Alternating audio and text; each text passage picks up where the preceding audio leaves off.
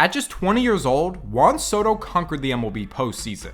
Let's talk about it. At the moment, Juan Soto's 25 years old and a bona fide superstar for the most famous American sports team, being one of 9 players ever to have 200 homers before the end of their age 25 season, while already having more seasons with an on-base percentage of at least 400 than Willie Mays, Mike Trout, Miguel Cabrera, Alex Rodriguez, and Big Papi had in their entire careers. And considering he just had another iconic postseason moment, it's not crazy to say that Soto's on a legendary pace. But this generational trajectory truly started in 2019. As for a Nationals team who only had 19 wins in their first 50 games following the departure of the face of their franchise, Bryce Harper, Soto would OPS 1,000 with 27 homers the rest of the year to help Washington clinch a wildcard spot against the odds. And it would be in that wildcard game where Juan Soto showed us his affinity for the moment. As despite being 0 for 3 in the first 7 innings of his first playoff game, Soto stepped up with the bases loaded in the bottom of the 8th with 2 outs, down by 2 against Josh Hader, where he would rip a single to right that his future teammate Trent Grisham botched that allowed the go-ahead run to score in an eventual Nationals victory to send them to the NLDS against the Dodgers. A series that went to a winner-take-all Game 5.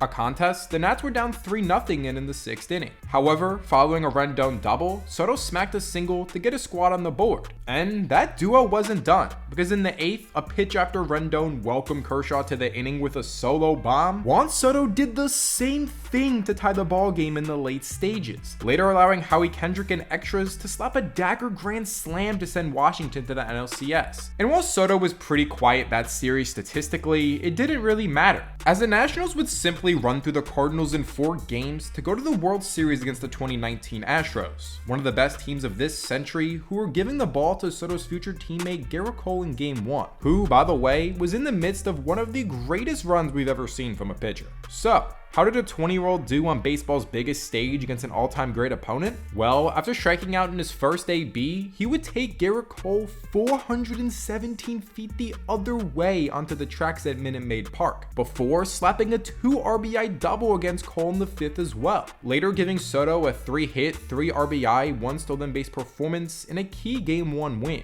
And although he also played well in a dominant Game 2 victory, Game 3, on Soto's 21st birthday, saw the momentum start to swing back to the favorites, as Houston won the next 3 contests while only allowing 3 runs in the process, holding Soto hitless in Games 3 and 4. But that didn't stop Soto from popping another tank off Garrett Cole in Game 5.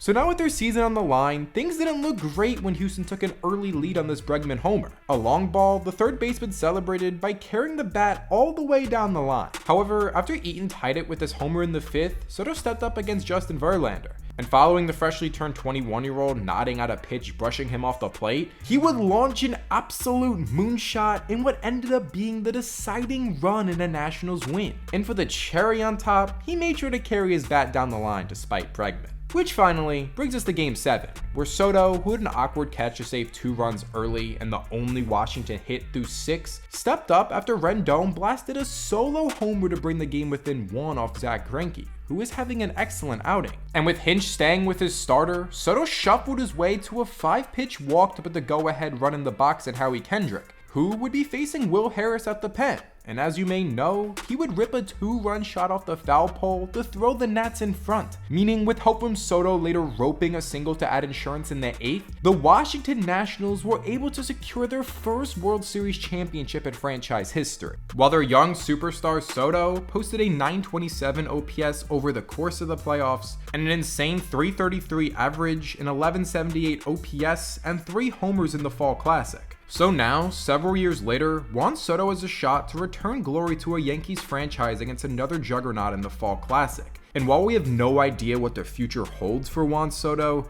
I have a lot of confidence he'll find a way to make it memorable.